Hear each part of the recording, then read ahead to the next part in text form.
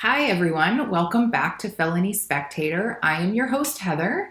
Join us every second Wednesday for a full episode on true crime. And sometimes in between, like today, we will do a mini episode where we give our own opinions on things that might be trending. Last week, we did an episode, our first full true crime episode on Terry Driver. And if you haven't watched it yet, please go check it out.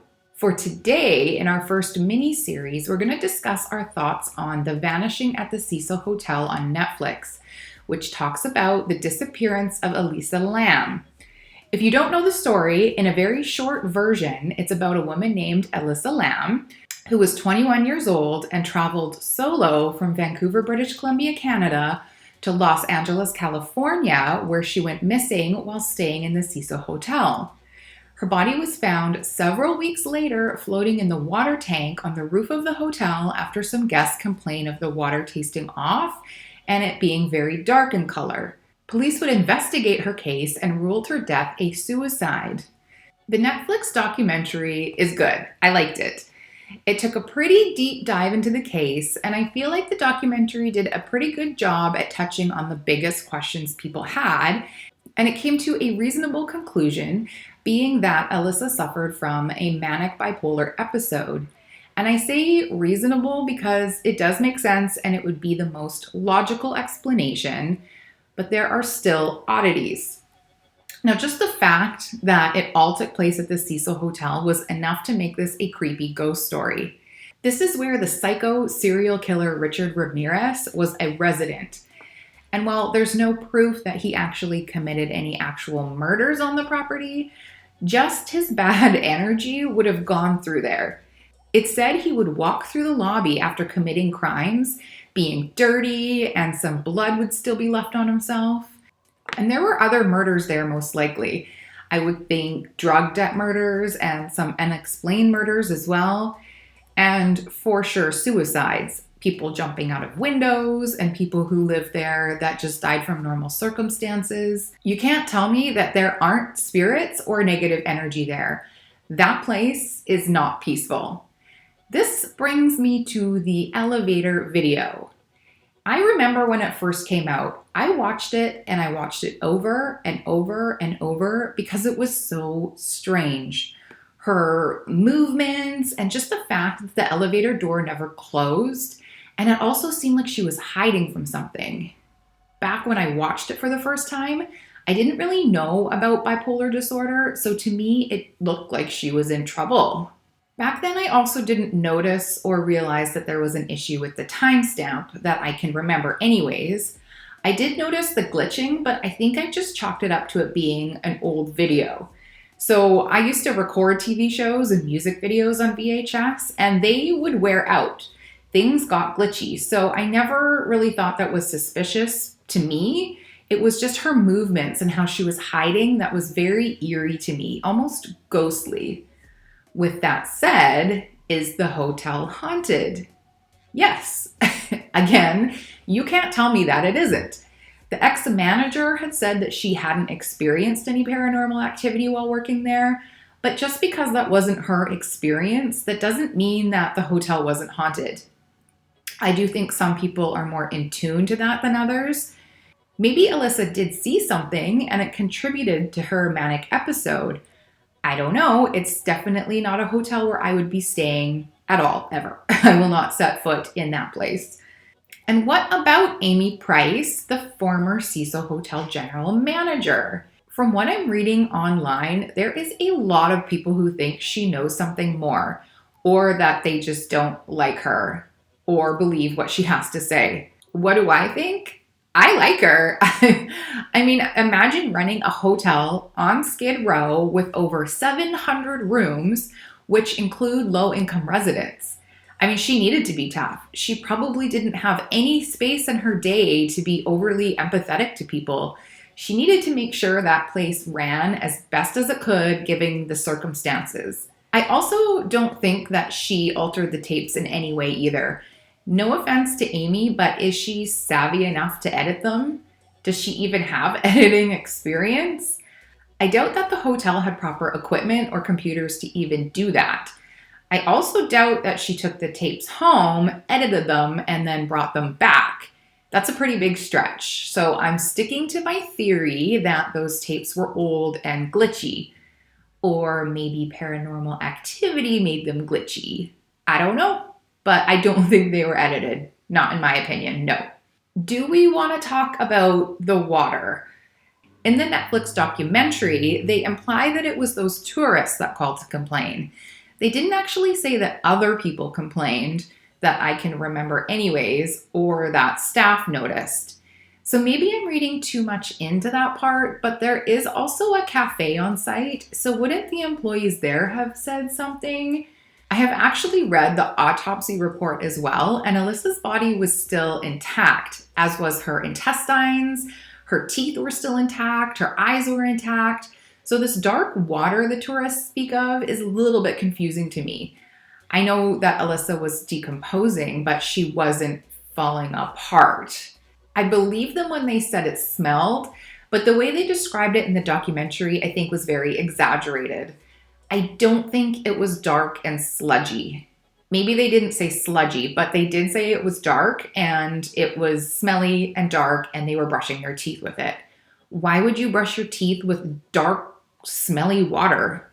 The documentary also touches on Pablo Vergara, who was a suspect in the eyes of online sleuths. So he went by the name of Morbid and was a musician who once stayed in the Cecil Hotel. This is where I think the internet can be very dangerous. Morbid stayed at the Cecil Hotel 1 year prior to Elisa's death, but for some reason, web sleuths were spreading rumors that he killed her. And these rumors were believed by the fans of these people who were spreading them. So Pablo ended up having a complete mental breakdown because his life was getting destroyed.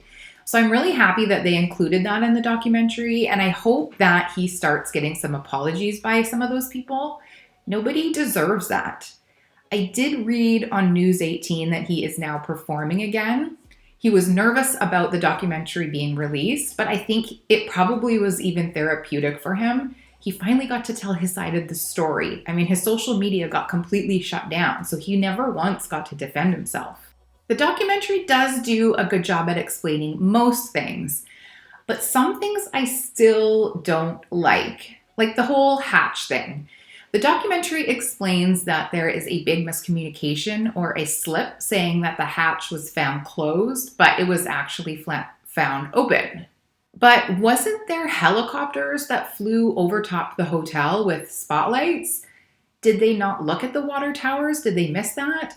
The detective also admitted, I think it was Detective Maria, that they only did a quick search of the roof because it was at the end of a very long day after checking 700 rooms and 600 closets.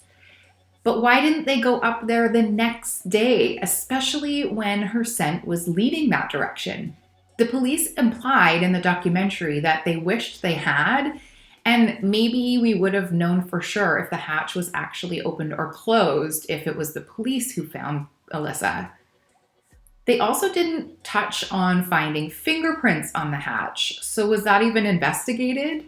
Because if Elisa went in there by herself, it would have shown her fingerprints and maybe the janitor's as well, but they didn't talk about that at all.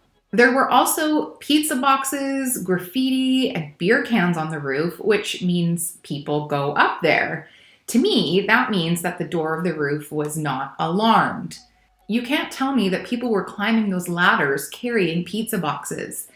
It's possible that someone witnessed her or encouraged her to get into the tank, but when they realized she couldn't get out, they closed the lid and ran off so they wouldn't get in trouble. I don't know. The water tank is a very, very strange place to go to hide, but I don't have bipolar and I don't know what it's like to be manic. I've read online people who do have bipolar are definitely sticking up for Elisa and they feel very badly because they know what it's like to go through that and I don't. The documentary also touches on some other weird things, like the last bookstore and the fact that their domain is registered with a postal code that is actually the cemetery in which Elisa was buried. That's very weird. I don't even know what to say about that one. Also, the movie Dark Water, which eerily resembles Elisa's last day at the hotel.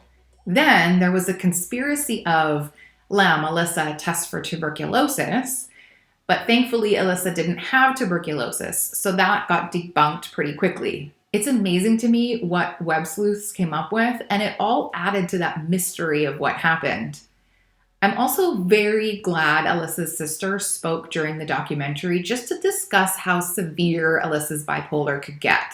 Normally, when someone's going through a manic episode, loved ones can take them to the hospital or get help. But Elisa was all alone. Nobody was there to help her. She was also moved to a private room as well, which, in the hotel's point of view, was the best, and I agree, but it probably made her mania even worse. After watching the documentary, I do think it was just a manic episode that led her to go up onto the roof. I don't think anyone else was involved, as in murder, but I don't think the hotel is being 100% transparent in how she got to the roof. I don't think the door was alarmed, and the hotel is trying to avoid lawsuits. That's just my opinion, but in the end, this whole thing is so tragic. I don't live far from where Elisa was from, so when this whole thing came into the news, I remember everyone just rooting for her safe return. So it just seems extra sad and extra tragic, just like she was almost a neighbor or someone that could live down the street from me. I'm also sad for the family that her last moment alive was so publicly broadcasted and turned into this big conspiracy. Her poor family. To see your loved one having a mental health episode online would be gut-wrenching. The hotel staff are also completely desensitized by things like that. So it's just another day at the Cecil. So Elisa didn't get the help that she needed. If she was staying at a nicer hotel, they probably would have called for assistance when she was acting strange in the lobby. If you haven't watched the documentary, do it. I think it was very interesting, and I also think it brings awareness to mental health and the struggles. If you've seen the documentary, please leave me a comment and tell me what you thought. So next Wednesday, we're going to put out another full true crime episode, so please subscribe so you don't miss it. Thanks for joining us here on Felony Spectator, and have a great day.